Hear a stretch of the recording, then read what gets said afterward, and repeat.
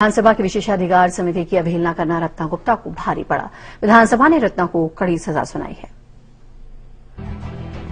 राजस्थान के इतिहास में ऐसा पहली बार हुआ है जब विधानसभा में एक एएसआई के खिलाफ सजा का आदेश सुनाया गया हो।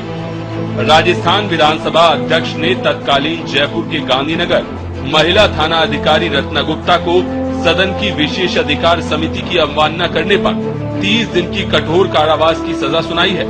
विधानसभा ने विशेष अधिकार समिति की सिफारिश, जिसमें रत्ना गुप्ता पर समिति के विशेष अधिकार हनन और राजस्थान हाईकोर्ट की अवमानना की बात कही गई है, सही ठहराया। विधानसभा में पक्ष और विपक्ष दोनों ही इस बात से सहमत थे कि रत्ना गुप्ता और तत्कालीन पुलिस महानिदेशक दोनों ने सदन की विशेष अधिकार समिति की आज्ञा की अवहेलना की और इससे सदन की गरिमा को चोट पहुंचती है। यदि वो विधानसभा में जाकर के कमेटी से माफी मांग लेती कि भाई मुझसे गलती हो गई तो सारा मामला हो जाता, लेकिन जिस तरीके से वो आज 2 साल हो गए इन बातों को, 2 साल हो गए ना, 2 साल से जिस तरीके से दादागिरी कर रही हैं, वो दादागिरी का इसके अलावा और कोई इलाज था भी नहीं। अपनी शक्ति का प्रयोग किया है। विधायिका की तरफ से बढ़ती गई लीनियंसी का ये काम रहा कि एक इंस्पेक्टर रैंक की पुलिस अफसर उसने विधानसभा के आदेशों की परवाह नहीं की। विधानसभा में कई विधायकों ने राज्य के अधिकारियों पर जनप्रतिनिधियों की बात नहीं सुनने की बात भी कही। विधानसभा की विशेष अधिकार समिति ने तत्कालीन गांधीनगर थाना इंचार्ज रत्ना गुप्ता को विधानसभा की महिला एवं बाल कल्याण समिति से अभद्र व्यवहार करने का दोषी ठहराया।